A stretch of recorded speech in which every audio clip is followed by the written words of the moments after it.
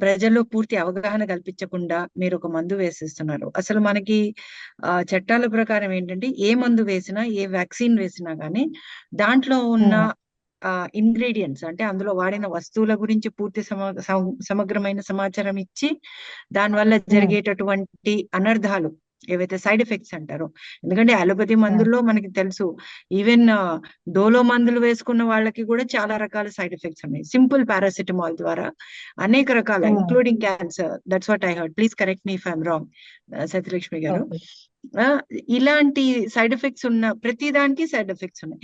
మరి ఈ వ్యాక్సిన్స్ మాత్రం సేఫ్ అండ్ ఎఫెక్టివ్ అని ప్రతి ఒక్కదాన్ని పుష్ చేస్తున్నారు. ఉమ్, ఆ ఉమ్, ఆ నేపథ్యంలో మేము అవేకన్ ఇండియా మూవ్మెంట్ మొదలైంది. ఇందులో రెండు విషయాలండి. హెచ్పివి వ్యాక్సిన్ గురించి చూస్తే మన దేశంలోనే 2009లో 7 నుంచి 9 మధ్యలో అనుకుంటా, అప్పుడు ఈ హెచ్పివి ఇదే గాడాసిల్ 4 వ్యాక్సిన్ ట్రయల్స్ జరిగినాయి. ఆ ట్రయల్స్ జరిగినవి ఎక్కడ చేశారు? ట్రైబల్ ఏరియాస్ లో చేశారు. ఏది తెలియని అవును. అమాయకమైనటువంటి అమ్మాయిల మీద, అది కూడా వాళ్ళ తల్లిదండ్రులకి తెలియజేయకుండా, అసలు ఇలాంటి వ్యాక్సిన్ అనేదో సూది మంది ఇస్తున్నామని కూడా ఏం చెప్పకుండా కొన్ని వేల మందికి ఇచ్చేశారు.